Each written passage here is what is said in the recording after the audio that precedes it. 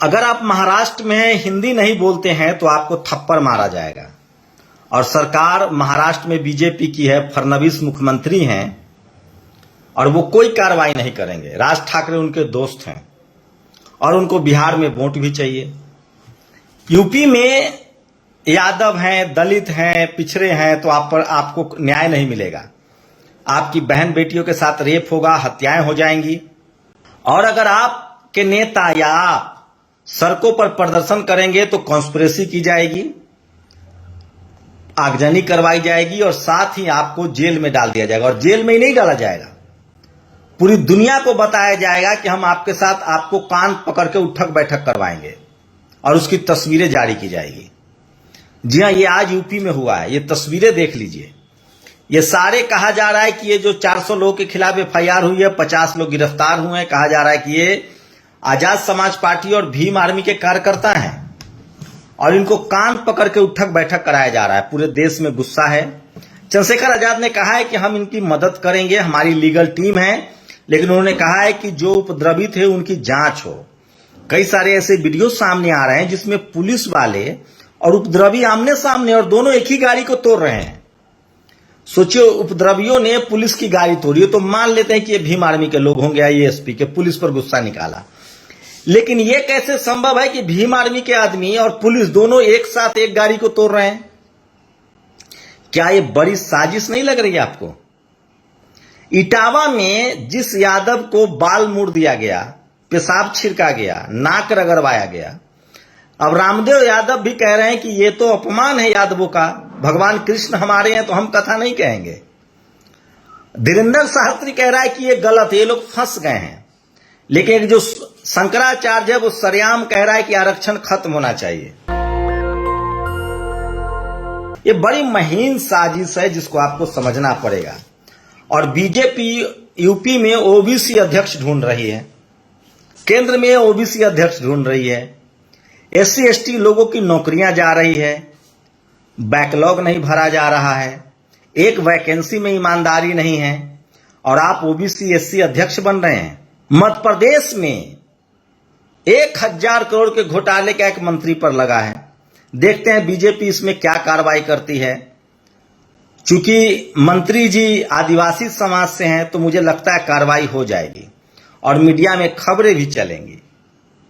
आप दलित हैं, पिछड़े हैं, आदिवासी हैं तो आपको सब जगह फंसाया जाएगा, चाहे पार्टी कोई हो। बीजेपी के ही अध्यक्ष थे बंडारू दत्तात्रेय, तो वो बच नहीं पाए थे। मैं इसलिए कह रहा हूं, जातिवाद इतना महीन काम करता है कि कोई दलित पिछड़ा अगर पुलिस पकड़ ले तो आपको कान पकड़ के उठक बैठक करवाया जाएगा। और आप करनी सेना में हैं तो आपका कुछ नहीं होगा। और यूपी आरएसएस का पॉलिसी देखिए, आरएसएस को यूपी में चाहिए एससी या ओबीसी अध्यक्ष, और एससी ओबीसी के बच्चों के साथ क्या हो रहा है। खड़गे साहब के बेटा ने कहा है, जो कर्नाटक में मंत्री हैं, कि अगर हमारी सरकार केंद्र में आई तो आरएसएस को बैन कर देंगे। आरएसएस देशद्रोही संगठन है। वहीं सिद्धारमैया मुख्यमंत्री बने रहेंगे। कांग्रेस ने कहा है कि हम कोई नेतृत्व परिवर्तन नहीं करने जा रहे हैं। डीके शिव कुमार ने भी कहा है कि हम कोई मुख्यमंत्री नहीं बनने जा रहे हैं, हमारी प्राथमिकता है कि हम जनता का वादा पूरा करें। पिछले 7 सालों में 78% सवर्ण हाईकोर्ट में जज नियुक्त किए गए। जब तक अब सड़क पर उतरेगा तो जेल में डाला जाएगा। इसलिए पढ़े लिखे लोग, जो दलित, पिछड़े, किसान, आदिवासी हैं, उन सब की जिम्मेदारी है कि इस सबके खिलाफ लिखें और बोले संवैधानिक दायरे में रहकर। सिर्फ लक्ष्मण यादव, रतन लाल, इन लोगों के बोलने से नहीं होगा। पूरे देश के बहुजन समाज को, जो पढ़े लिखे लोग हैं, उनको बोलना पड़ेगा। चंद्रशेखर आजाद ने कहा है कि हम लीगल सिलेक्टिव है, जल्द ही सभी साथी बाहर लाएंगे, चाहे जेल भरनी पड़े। साथ ही उन सभी पुलिसकर्मियों व स्थानीय लोगों पर मुकदमा करवाएंगे जिन्होंने पत्थरबाजी की एवं बाइकें तोड़ी। सोचिए, भीम आर्मी के कार्यकर्ताओं पर आम लोग हमला कर रहे थे। ये कौन लोग थे, क्यों हमला कर रहे थे, ये बड़ा सवाल है। 2 अप्रैल के आंदोलन को क्या हुआ था? दलित पिछड़े अपने संवैधानिक अधिकार के लिए सड़कों पर आए थे। संवैधानिक तरीके से उन पर गोलियां चलाई गई थी, पुलिस की भी, और जगह जगह उनको निशाना बनाया गया था। इस देश की विडंबना है कि संविधान मानने वाले, संवैधानिक दायरे वाले लोगों पर अत्याचार होता है। अगर आप दलित पिछड़े समाज से हैं तो कोई ऐसा काम ना करे जिससे प्रशासन को मौका मिले। चंद्रशेखर आजाद का ये वीडियो सोशल मीडिया पर वायरल है और देश में नफरत कौन फैला रहा है, कौन जो संविधान बदलने की बात कर रहा है, आरएसएस अपनी राजनीतिक शाखा बीजेपी जरूर सवाल करती है, हम बैन करेंगे। यूपी पुलिस ने, सोचिए, यूपी पुलिस ने 100 छमों से लेकर निपटादी दुष्कर्म की जांच, पिता के संगीन आरोप का हाई कोर्ट ने निरस्त की एफआईआर, जांच ही नहीं किया, 6 समोसा खाकर। और ये तस्वीरें देखिए, यह तस्वीर बहुत पीड़ादायक है। तो समझिए कि आप दलित पीछे, और आज नजीब अहमद एक 27 साल का नौजवान जो गायब हो गया था, उसकी जांच बंद कर दी गई है। और दिल्ली में सरकार आपकी गाड़ी की उम्र देख रही है। अगर आपकी गाड़ी की उम्र 10 साल से ज्यादा है और डीजल है तो आप गाड़ी नहीं चला पाएंगे। पता नहीं पुल की उम्र कब तक ठीक होगी। तो धीरे धीरे ही सही, जो भक्त लोग हैं उनको भी अब समझ में आ रहा है।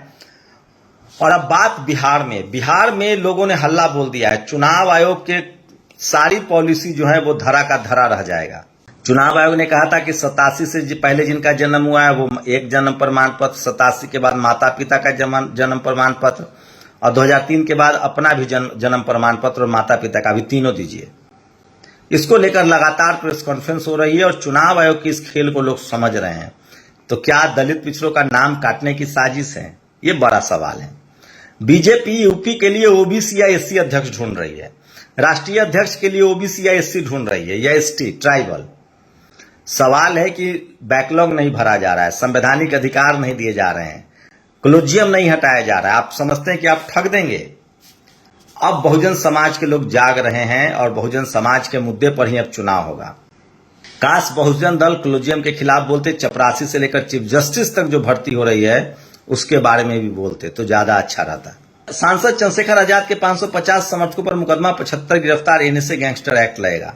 अखिलेश यादव ने कहा है कि जो उनके साथ सलूक हो रहा है वो ठीक नहीं है।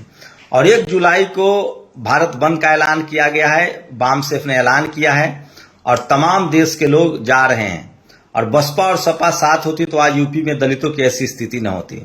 सोचिए, हमारे नेता का ईगो इतना बड़ा है कि वो अपने अपने ईगो में है और बहुजन समाज के लोग सड़कों पर भी मार खा रहे हैं।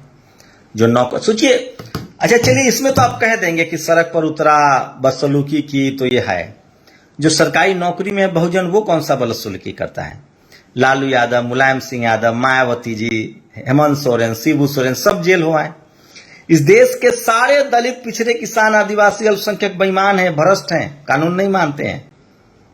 तो जाति जनगणना हो जाने दीजिए, पता चलेगा किसके पास कितनी संपत्ति है। मैं फिर कह रहा हूं, इस देश में जो शोषित वंचित वर्ग है, जब तक चपरासी से लेकर चीफ जस्टिस तक, जब तक जज नहीं उनके होंगे, जब तक, आइए, चपरासी से जज, थाना प्रभारी, आखिर यूपी में एक ही जाति के अधिकारी ज्यादा क्यों हैं? जब ये देश जातिवाद ही पर जातिवाद है, ये रिजर्वेशन जब तक लागू नहीं होगा और जब तक हर जाति और धर्म के लोग का रिप्रेजेंटेशन नहीं होगा, एक बड़ी समस्या है जिस पर आपको बात करनी पड़ेगी। मैं इसलिए कह रहा हूं कि सोशल मीडिया ही सच्चा मीडिया है। तो जब तक इस देश में चपरासी से लेकर चीफ जस्टिस तक डाइवर्सिटी नहीं आएगी, तब तक ये चलता रहेगा।